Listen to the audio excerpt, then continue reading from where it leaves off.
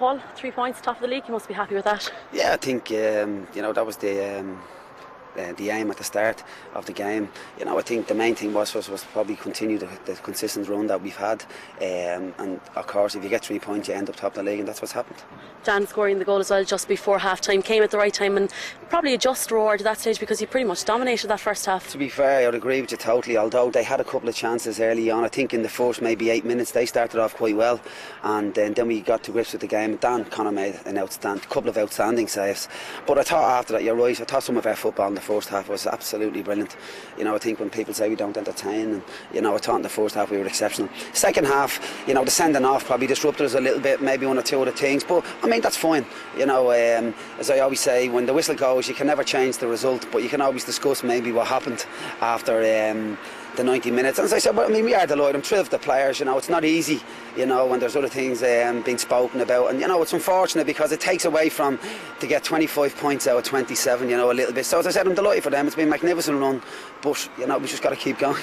Derry losing a man early in the second half probably threw the game up into the air at that stage, and they put you under some fierce pressure towards the end. Yes, they did, yeah, and I think it was the same when it was up in the Brandywell at the start of the season. We were 1 up and we conceded a goal, which I always felt 2 goals came at a time when we looked physically not right, and we've come on since then. We've got our win. Maybe on another night we'd have drawn the game. As I said, Derry had a good side. They're together a lot longer than us as a group of people, So the main thing for us is that we just keep working, and hopefully we can pick up a couple of more wins. Robert Mazekas went off with an injury. Is that a recurrence of the Achilles injury that kept him out? It is, yes. And to be fair, it was, I was delighted he was struggling with it, but he got out and played, which is great to see. It shows you the spirit and the collectiveness of the group. So it's unfortunate for him. But fortunately, we had 1 or 2 players that could come on. And as I said, we can get Billy Dennehy back next week. It was great to see Stephen O'Donnell back as well. So hopefully we can get 1 or 2 more back.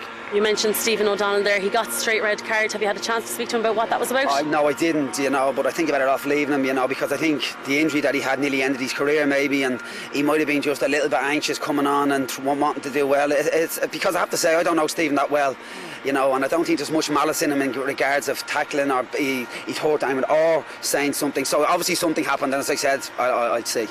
Do you think so late in the game it could have been maybe handled a little bit better, straight red card? Yeah, I think so, yeah. But again, obviously that's the rules for everybody. So I mean, to be honest, I'm not looking for any special treatment for our players. But I thought maybe the fact he's had to be out so long, and as I said, maybe season could have been over. But it's great to see him back, and unfortunately we won't have him next week.